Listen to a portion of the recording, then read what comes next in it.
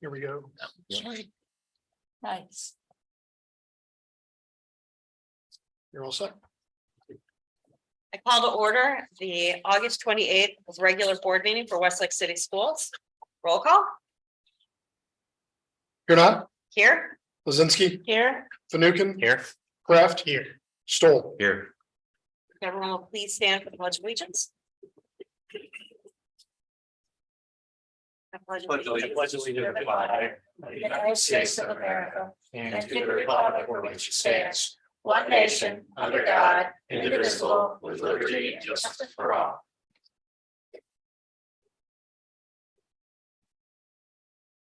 As always, we'd like to start with our mission and vision statement for Westlake City School District. Our mission statement is: we educate for excellence, empowering all students to achieve their educational goals, to direct their lives, and to contribute to society.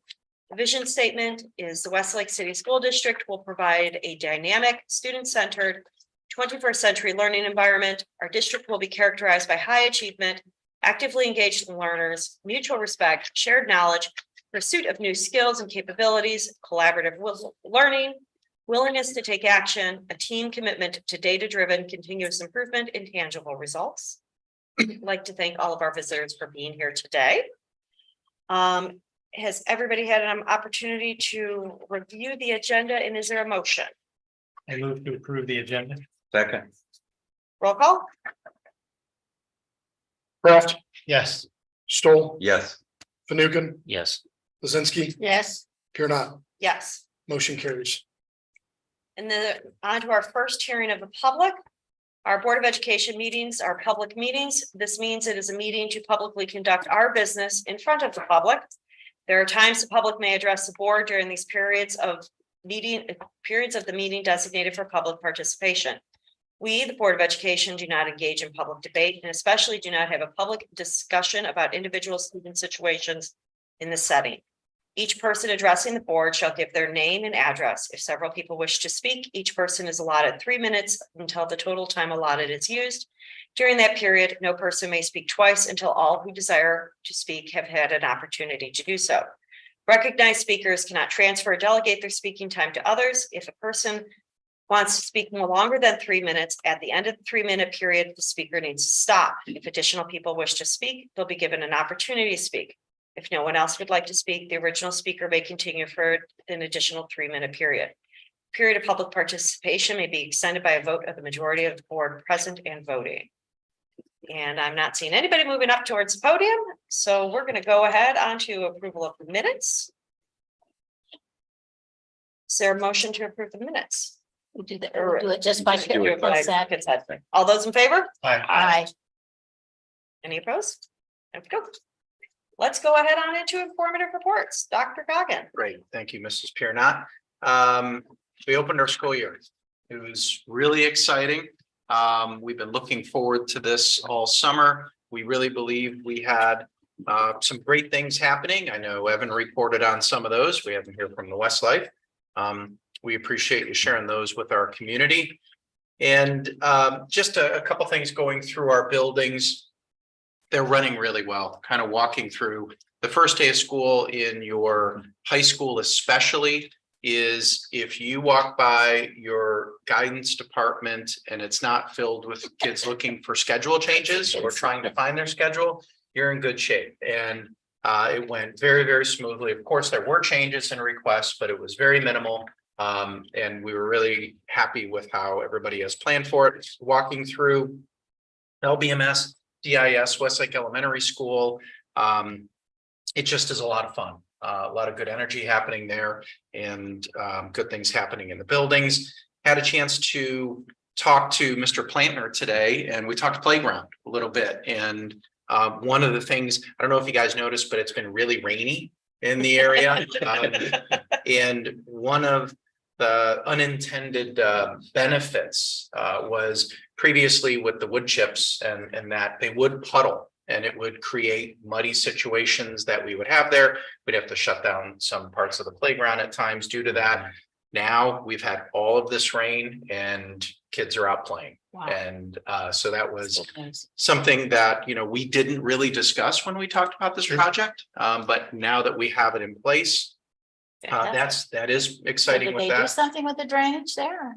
Well, I mean, you no longer, now it just runs off, you know, Okay. it runs off to the side, so you don't have, at least I don't think you have the puddling in there. I just know that they say that rain stops and kids can go out and play. It's awesome. And but you know, now we still have the sides in the grassy area that's going to be muddy because that's just how natural dirt works. And but with that area, they're able to go out and play. Great news today. I'm really, really excited about. Dave Kosovar sent me pictures of our DIS kitchen equipment that arrived this morning. Whoa, early. And it's something that it's their modular units, so most of them were just wheel them right in place. But there was some drainage that had to happen, Dave, or It's all set. all set. Yep, all set. So it arrived this morning and we're going to be running our new kitchen lines tomorrow. We need to move one register over, but yeah, all the pieces of equipment will be operational. Yeah, and it looks really, really sharp. It's really nice. And I have to, and I did stop by before the school year started, and I stopped by again today as our kitchen crew was setting up there. And I have to give a huge compliment to that crew. I did it at the beginning of the year. I said it again to them today. It was so awesome going in there because we walked in there and their stuff didn't show up. And usually when you're planning a school year and you're running a kitchen and your stuff doesn't show up, it's usually a bit of panic type of thing. But they had it, you know, and it was so great walking in where they were so excited in what they did. Like I had one of the kitchen workers handed a tray to the other one and said, show them what we're going to do. And then one went through like a student and then they showed me how they were doing it. And so today they actually had the hot food set up, they had the cold food set up, and I was able to actually see right before the lunch period started. And I had to thank them because, you know, there are times where you can have people where things don't go as they were originally planned. And then it's like, well, what do you want me to do now? And you know, this group was fantastic to where they not only found great solutions, but it seemed like they were having fun doing it. And they weren't negative. Absolutely not. And now, you know, we're just a few days in and their kitchen supplies are in and they didn't miss a beat. So I'm really proud of not only the solutions that they put together, but also the attitude they had going into it. So I thought that was a huge thing to bring up. I wanted to mention our new staff is acclimating well. It's really exciting to see. You met Jill a little bit ago. I didn't have her stay because she's already been approved. But you have Jill and other staff who are bringing in who are acclimating very, very well. We have our staff, which you'll see on here today, mentoring. We have some staff who are going to be mentoring these people coming in. We're excited about that. Wanted to recognize, and I know you went over today to talk to Shante Kostin, who is computer science teacher at the high school.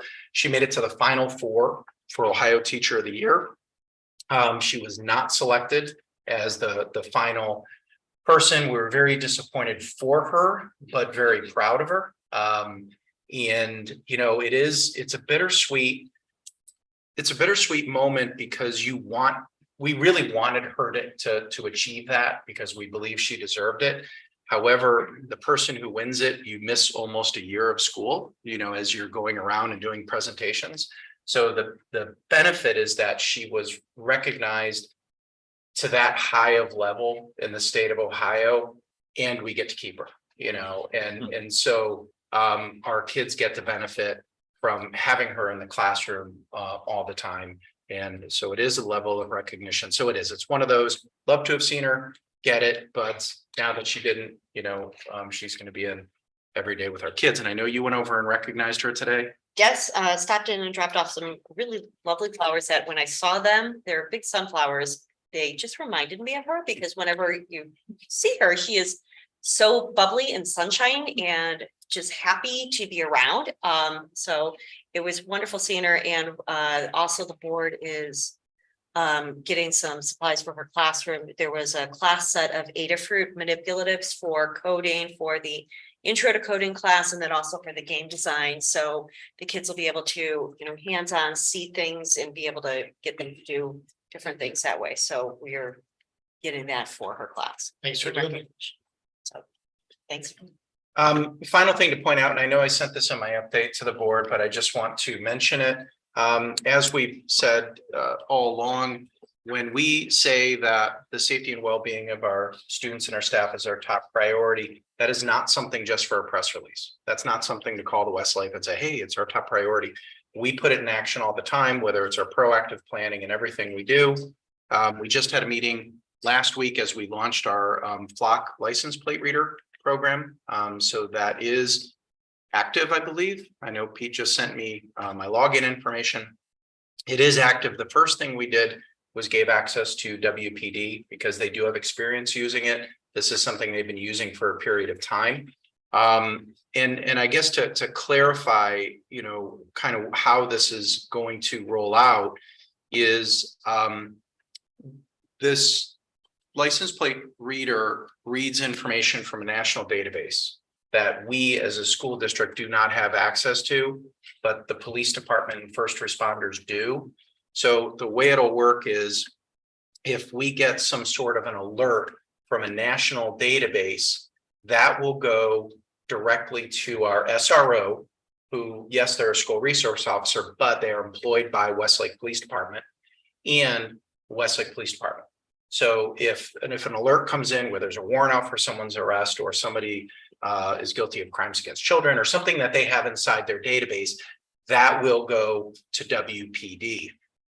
We have the ability to add local information. If we know if there's an information in families or with our staff, like if there's, you know, situations where staff, students, people we know in the community or families associated with the school district, we know that these folks should not be coming on campus. I just saw, we talked about something, there's just a news story today from a school district where I think they put a teacher on leave and the teacher kept coming back onto the campus. So in those type of situations, we wouldn't have to look for the car or kind of keep an eye out. An alert would happen and we would be able to get that information. That would be something we could put in our local database to where we can put those things in. So it is going to run to where there's going to be multiple levels of alerts. One set that will go directly to law enforcement and another set that we can create and be able to monitor ourselves. So we'll be able to get that information. So that is up and running. Now, just like with most of our things, we hope we never use it. You know, we hope we get 0 hits and we're able to say everybody who's coming onto our campus is exactly who they should be and they're upstanding citizens. So we're hoping that's the case. You know, it's one of those things we don't want to use very frequently, but it is in place for those times where we need to know. Other than that, it's been a wonderful opening of our school year. Honestly, I see Adam House here and I have to give him just a shout out because, you know, when you have a blockage on Center Ridge, like we have right now, I mean, the proximity to 3 out of our 4 campuses, right? You know, when you're looking at Center Ridge and Dover, you have 3 out of our 4 buildings, you know, where you have the proximity to those and you run buses to all those. You've been doing a great job. Your drivers have been doing a great job. And we really appreciate the work you're doing. Thank you. So Truly, it's a great start while there was a few social media comments about the situation on the first day with drop off, but because we also had that torrential rainstorm during drop off, you know, after that, there's not been really anything and no phone calls, which is a huge.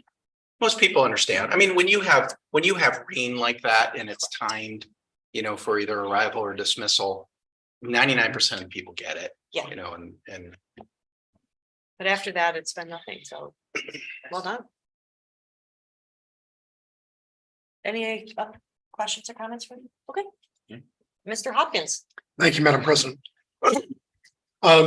As Dr. Goggins said, a new school year is underway for us, and in the treasurer's office, that means that we're preparing our budgets. I will present a proposed budget to the board at our September regular board meeting. I'd like to meet with our finance committee as we normally do beforehand to go over that budget probably the week before or so in September there. So I'll get that out to you gentlemen. We operate on roughly a $54 million annual budget. we have some, challenging factors that we deal with. One of the things that I want to make sure the board's aware of is recently our health consortium announced that it is a 13% increase to health insurance for the upcoming coverage year, plan year, which starts October 1st. It's a sizable increase. It's the largest I've had in my career. We do forecast for 10%. So it's not terribly out of line with what we forecast, but over the past few years, when we were at some zeros and threes and sixes, it's a sizable jump from where we have been on an annual basis or in the past here. Do they have any insight or as to what's driving it? I think Besides the obvious. well, the two main factors really are obvious, unfortunately, and the two is utilization. We saw a dip in utilization during COVID and after COVID as people really just stopped going to the doctor unless it was absolutely positively necessary, had pushed off some elective procedures, things like that. We're not seeing that anymore. So we're seeing utilization back up to pre-pandemic levels. And then we're also facing extremely high inflation, specifically in the healthcare sector, which then comes back farther into our costs as we pay higher fees.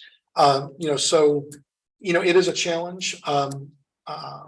We're generally a little better off than if we were fully insured through an insurance company, as we're part of a consortium. We can spread the risk over a number of districts, but it's not the best situation in the world. We'd always like to see a lower increase in that. And, it is something that we're starting serious conversations on what we can do to prevent this, going forward. We will have negotiations this year with both unions. So, we'll be, discussing with them on how we can, help reduce that overall cost. So it's a difficult piece, but again, we're fortunate that we do budget for a 10%. So it's not going to hit our forecast as hard as it does for other districts that do not forecast as conservatively.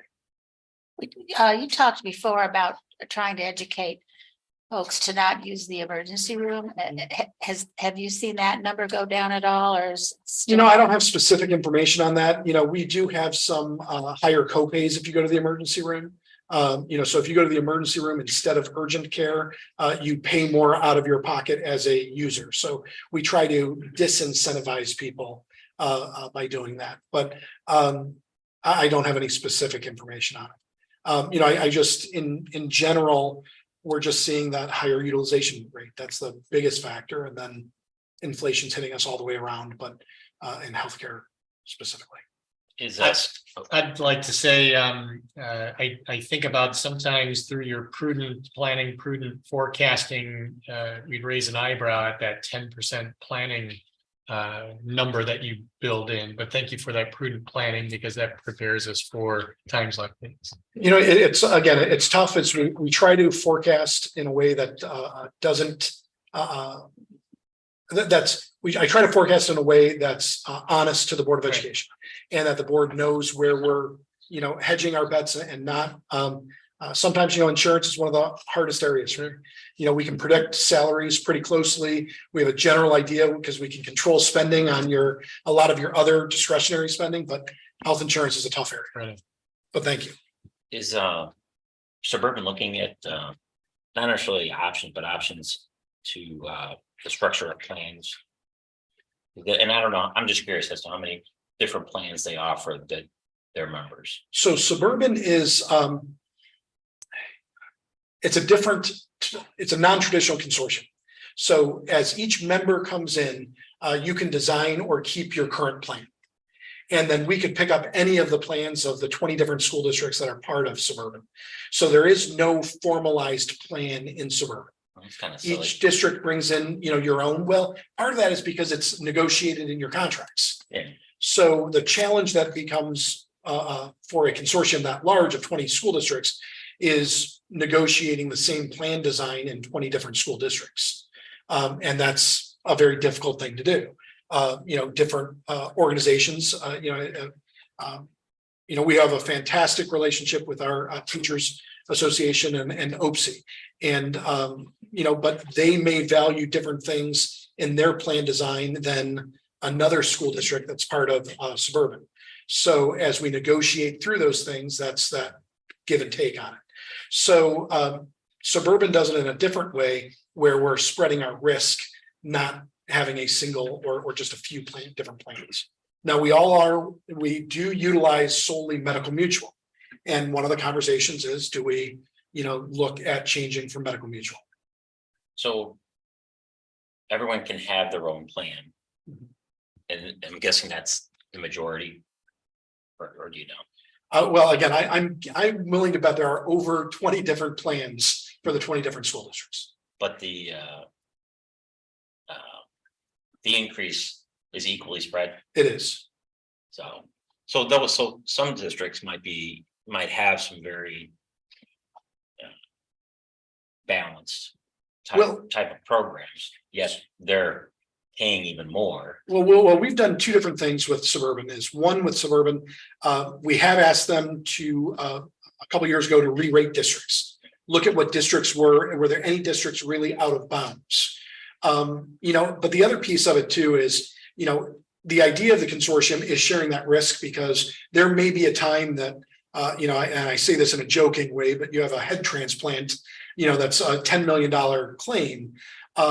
You may have that in your district, and instead of looking every year and trying to say, well, oh, look, Westlake, you had this massive claim, therefore only your rates are going up. We try to spread that among everybody. Now, again, they do look at it on a fairly regular basis to see if there's any district that's out of bounds, either one way or the other, paying less than they should or more than they should, because based on their utilization. But we generally try to balance it to be fair to all districts and spread the risk.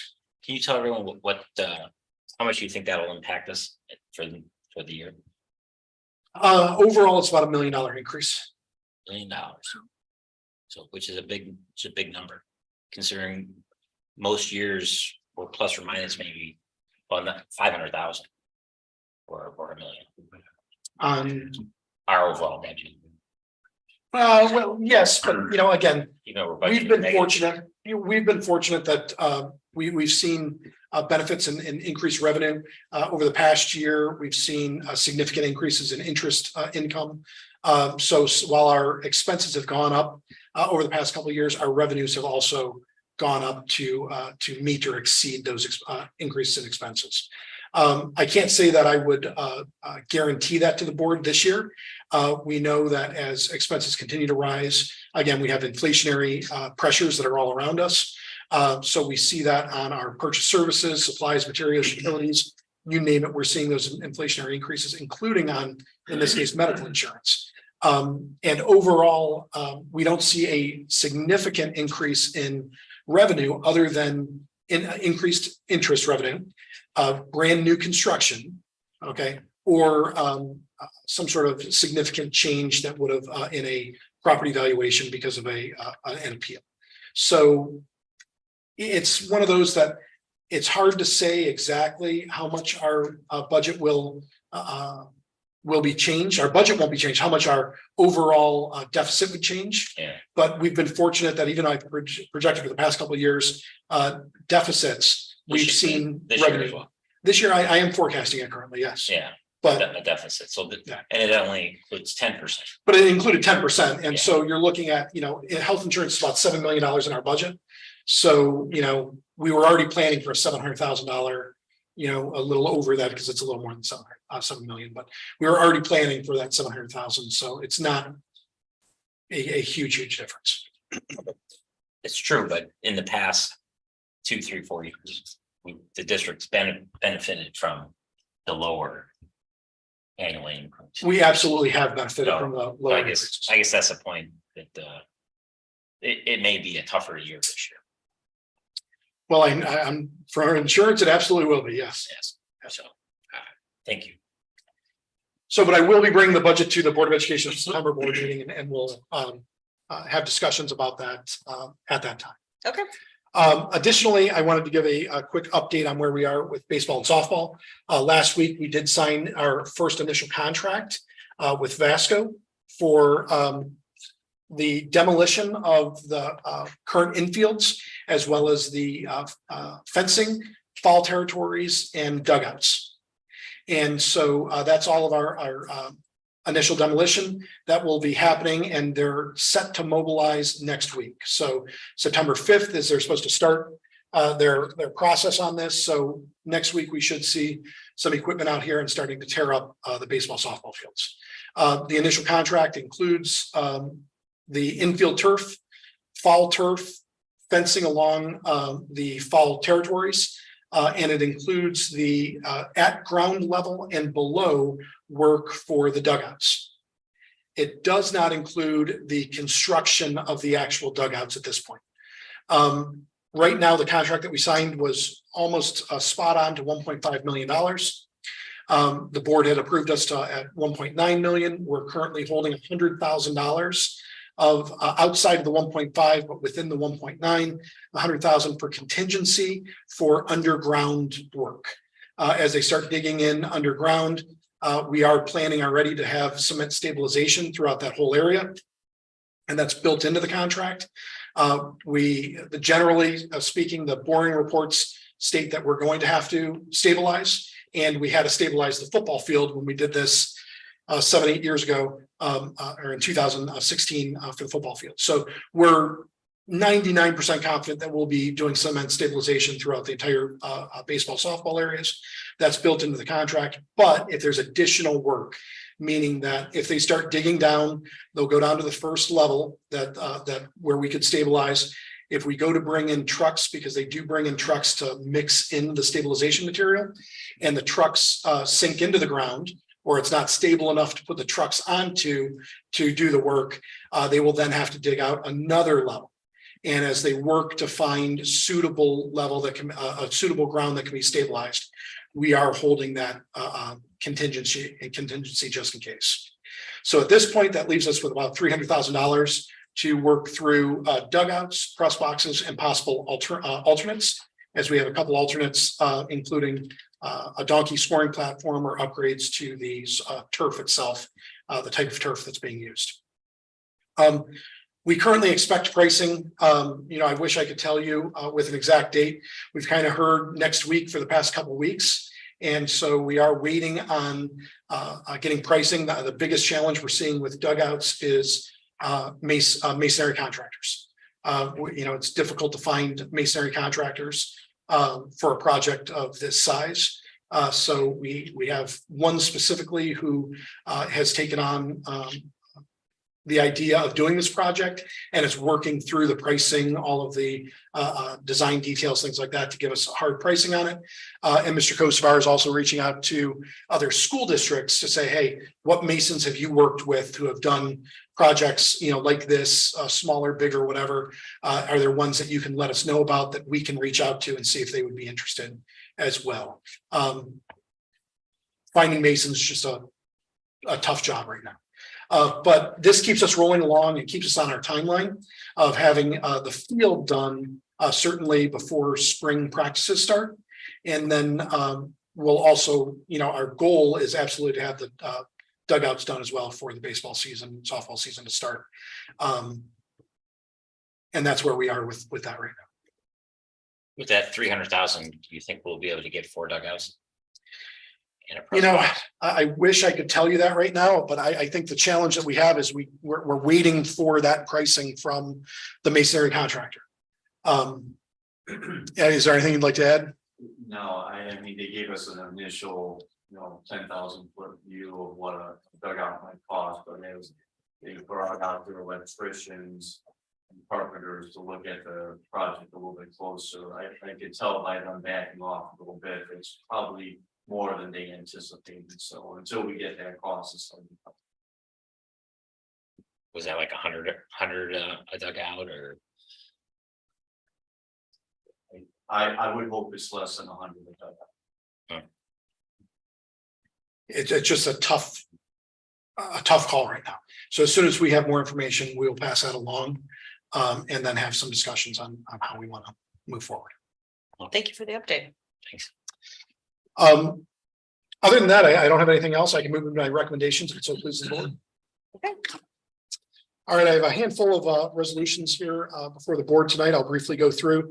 I have then announced, again, as I mentioned at the last board meeting, especially this time of year, we see a number of them because of dates on invoices. If you have questions, please let me know. I have B is our student fees for the year. I appreciate the work that Mr. Wilson and Mrs. Musselman had done before her leave, but Mr. Wilson finalizing it as well with our principals. So this is the proposed student fees for this academic year. As a reminder, the student fees, while I hope the board would approve them tonight, they won't actually go onto student accounts until roughly the first week of October, first week of October. Under the National School Lunch Program, the free and reduced status carries over for the first 30 school days into the new school year. So after that 30th school day, we then run reports to see who does qualify for free and reduced, and then apply that to the fees for this upcoming school year. Or, well, not upcoming, we've started now. C, we have pay to participate fees. There are no truly material changes to the pay to participate fees. As has been asked by the Board of Education, specifically Madam President Piernat, we are looking at and researching information. Mr. Rinaldo is pulling together information of what other schools have in place for pay to participate. And we'll be working through that in our athletic council and then ultimately bringing it to the Board of Education. You know, I know we've talked a little bit, Ms. Piernat, but I think that a fair date would be to allow Mr. Rinaldo and the athletic council through the end of the calendar year and present something to the board after the first of the year. Would that be acceptable? That's totally acceptable. And I would also include reviewing also the activities fees for the clubs. We would. Because there's some inconsistencies, like, for example, I know we've added additional stipends. When this was set up over 10 years ago, it was to help offset some of the stipend coverage. Some things are not on here that now are stipended. For example, like Model UN was one that is further down in the agenda, which is why I'm calling out that one in particular. It's not, I like Model UN must pay a fee. And also we've extended like Garden Club down to the elementary school. So I think so while athletic council needs to review, there also needs to be a overall look of the clubs and stipends. And I will look at Mr. Wilson here and I'll make sure we start those conversations with our principals on reviewing the clubs to make sure all of them are accounted for. yeah, and I know at one point there was a reason why, like high school science Olympiad for 10 through 12 was one fee, and for freshmen is a different fee, you know, and that's one of those where it's take a look at those to make sure it still stands true. This is not about we need to raise the rates. It's more, let's just do a thorough review, because I don't think we've done one since it's been rolled out. I'm not aware of we've reviewed it, but I'm not aware of any material changes since it was rolled out in 2014. Correct. So, okay, those are the big ones. And also, how are the collections going on with the fees? Or pay to participate. Pay to participate and activities fees. So right now, Or activities wouldn't be in place. I'm sorry, student fees. Student fees wouldn't be in place for at this point. So the student fees would be only last year, and I can run some reports and get that to the board to look at what's outstanding from last year still. One of the challenges that we face in general, and to the credit of Mr. Woods and Mr. Rinaldo at the high school, they've done a really nice job trying to get kids current on their fees. You know, it's one of those that we need to work administratively to see how we can make sure students at all levels are paying their fees so that it doesn't follow them up into the next building level and ultimately to the high school where, you know, they might miss out on homecoming or prom or graduation when they have such a large outstanding fee.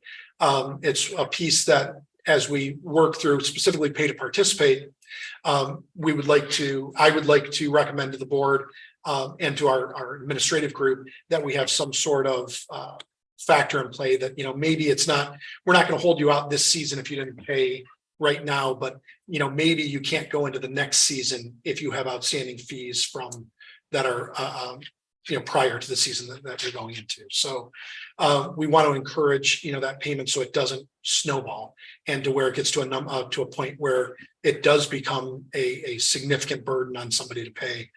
in some cases, thousands of dollars in order to go to prom. So, And that's truly what it's about, is making sure that it's, one, they know what the fees are that are associated with the student, and then also, so when it's their senior year, and on top of everything else going on, you now all of a sudden they have this thousands of dollars that you owe, so your child can go to prom. correct.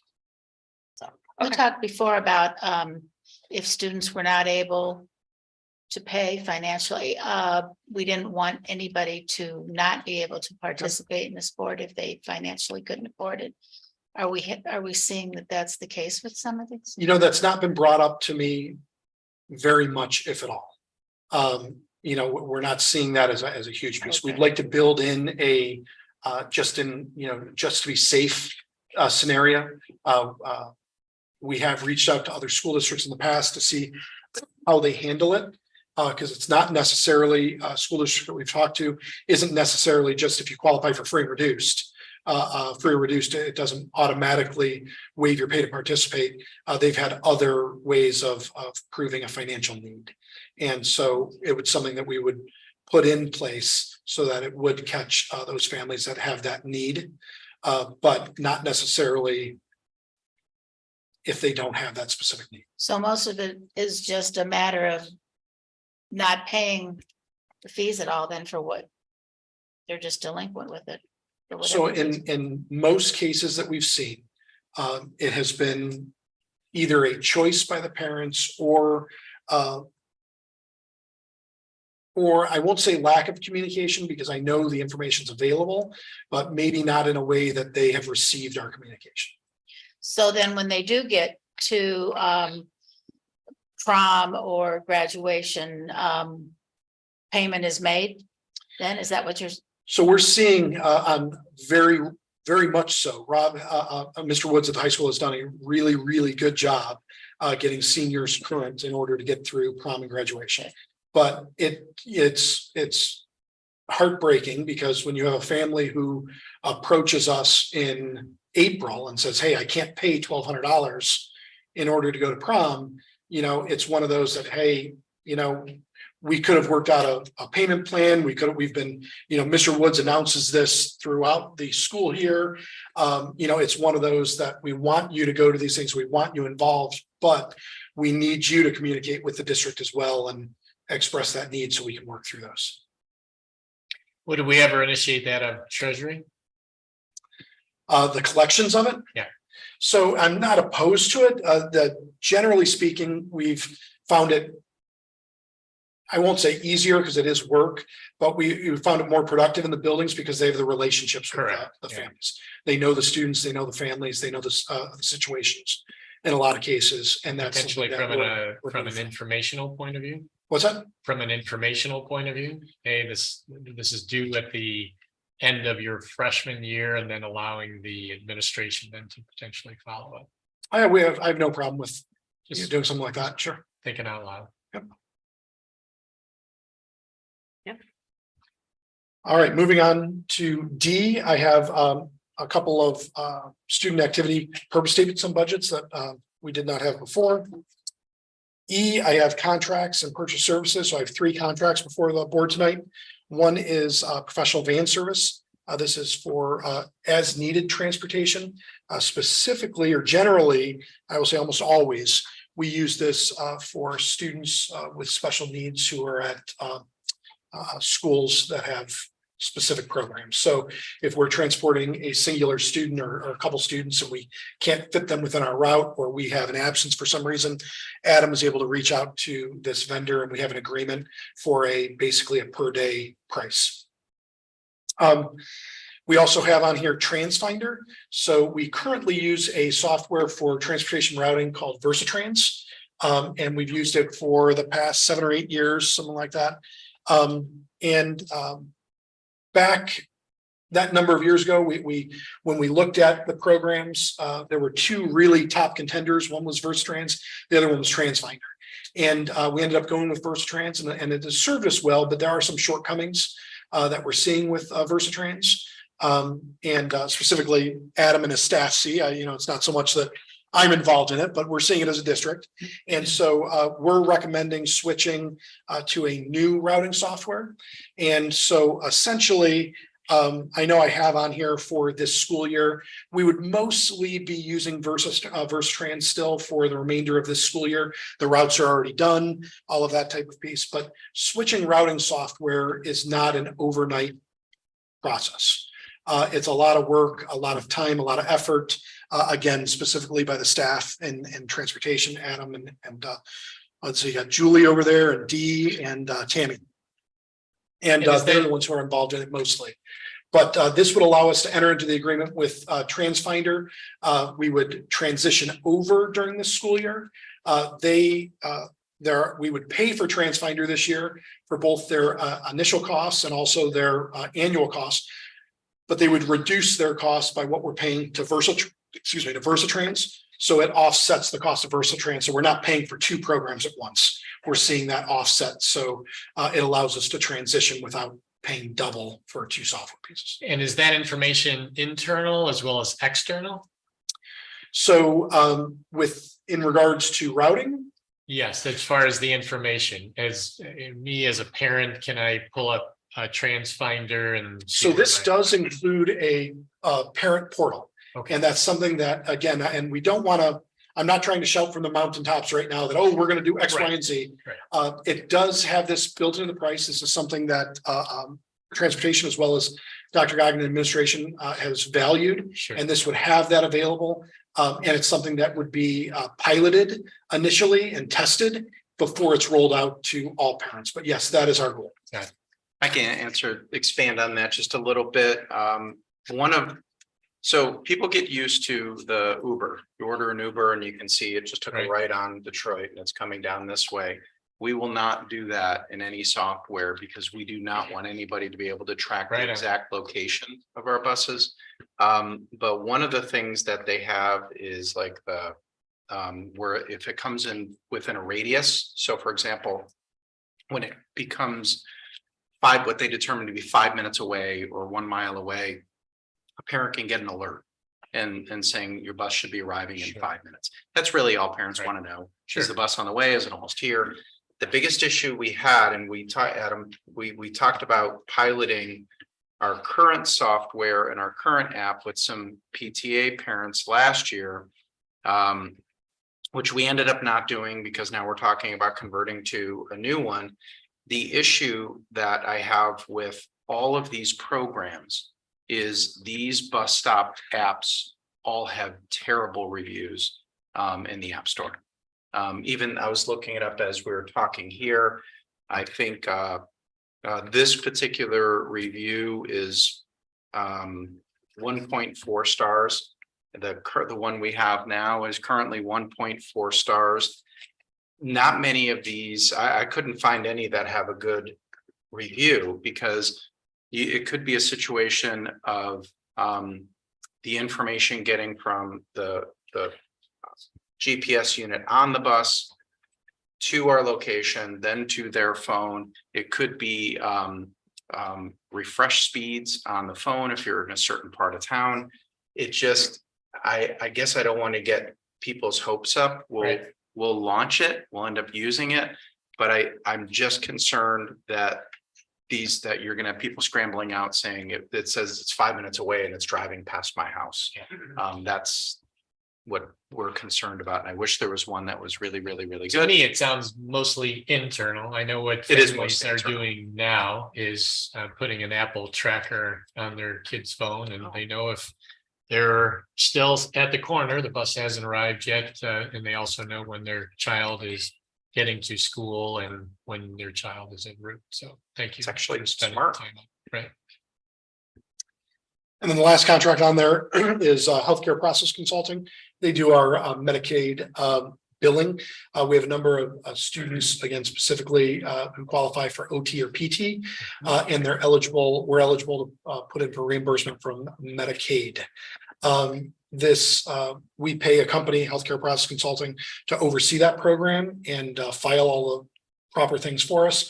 We also have to have audited. I think last year it brought in about $90,000 in revenue, and we had about $20,000 in cost to run it. So we netted about $70,000. So I would like to continue to move forward with that with HPC. F, and the final one that I have on here is transportation deemed impractical. This is same language that we had at our July board meeting for this school year. But this is a new family who enrolled in that private school in Elyria, I believe it is.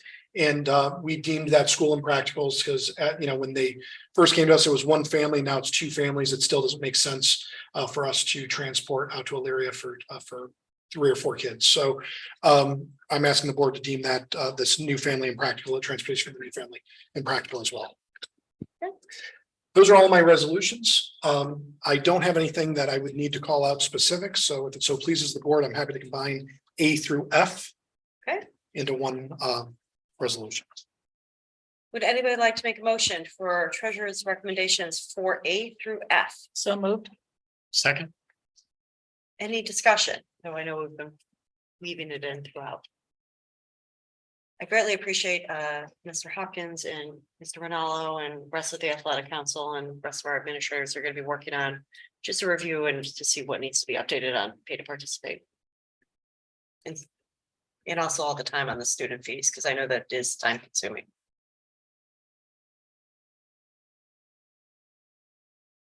Roll call. Lizinski, Yes. Kraft, Yes. Fanukin, Yes. here not, Yes. Stoll. Yes. Motion carries. Thank you. Dr. Goggin. Thank you.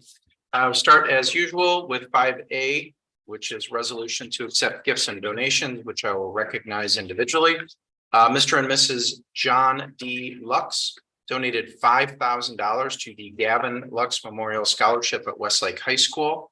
Matthew and Kristen Daly donated $250 to the Frank Sarna Memorial Scholarship Fund at Westlake High School.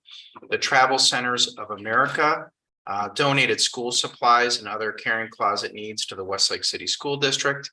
And Westlake Demon Athletic Boosters donated $2,000 towards improvements for the field house at Westlake High School. I'd like to thank everyone for their generosity in our community. It's always greatly appreciated.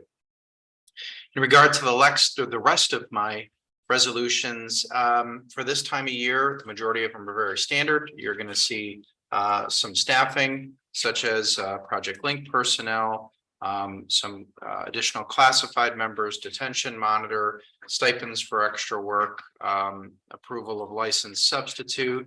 I did mention mentors earlier. If you look at letter H, you'll see that we have mentors and we have building buddies.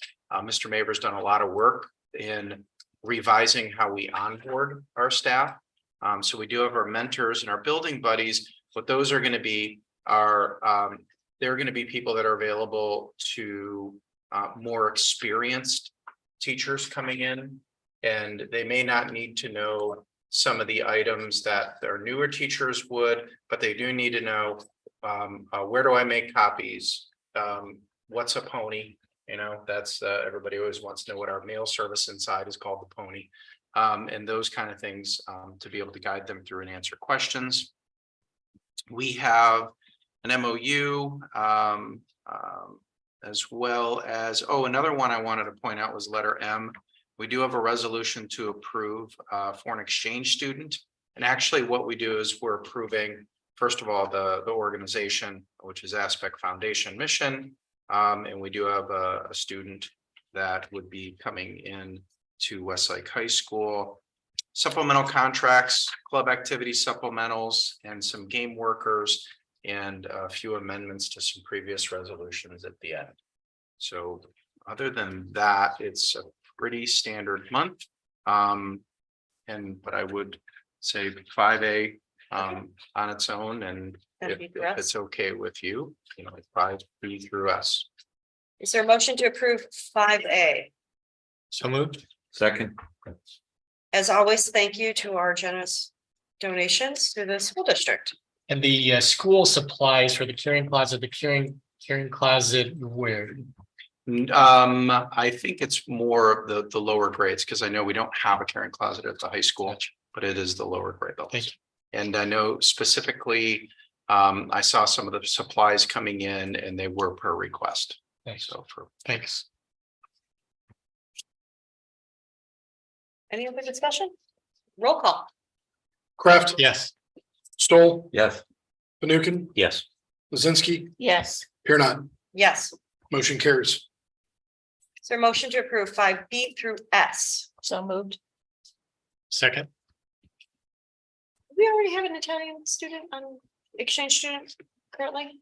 No, I thought that one didn't go through because I think that the person was living, the Okay. family wasn't living within the Okay. community. I That was was trying to remember if proposed, we, but okay, Is this the one that Joe was asking for housing for the last meeting you mentioned?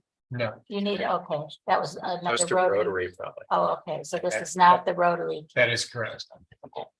in the Rotary student is through Bates. Correct. Okay. Bay Village through Westlake Bay Village Rotary. Bay is hosting that student this year. Okay. Any other? Roll call. Lizinski, Yes, Kraft, Yes. Fanukin, Yes. here not, Yes, Stoll, Yes. motion carries. we're moving on to our second hearing of the public. And we'll go ahead and move straight on into board comments.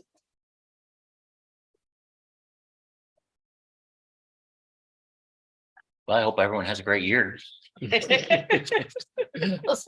It was good to see the Demons pick up their second win on yeah, the football field. It was quite a lopsided victory, but a victory Any nonetheless. highlights you'd like to share? It probably should have ended in the first half.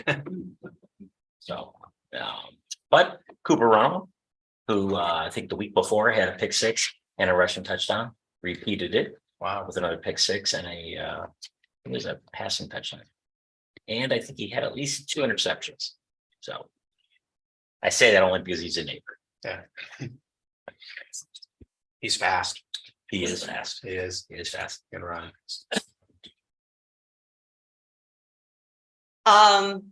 October 6th is the homecoming game and parade.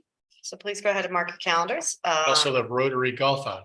That's right. You all manage to time that every year now. That wasn't our fault. Yeah. It was a different date You want and then some schedule conflicts forced to change.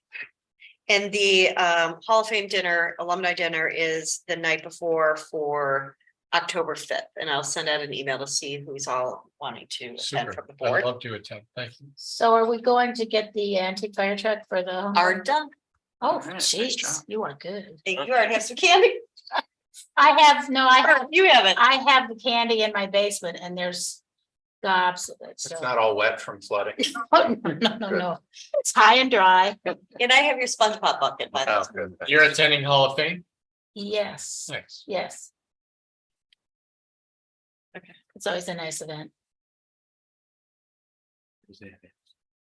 Man, is that in the center? The center. So they just moved it to Penn State. Right. From, yeah. pretty sure. Yeah. So I'll send out an email to find out who's in and we can hopefully have a table again. Table of 8 would be nice. Other board comments? Okay. We have no board items. Next meeting is going to be our work session and we have agreed to read the next 2 chapters of Crucial Conversations. We're also going to talk about the board committees and review, Mr. Hopkins and myself are going to be pulling together sort of what other boards of ed committees are, and we can review from there. Those 2 chapters include, It's part 2, so. how to open your mouth. 6 So and it's 7? 6 and 7. 6 and 7. Got that? Chapter 6 and 7. Opening your How mouth. to open your mouth. You don't have. a I problem with that? have that problem. Good connection. Then I can skip it. You can't skip it. Shouldn't it be one that flows? Or did we cover that already? That's the No, final it's step. not. You guys. Any other board comments or board items? Is there a motion to adjourn? So moved. Second.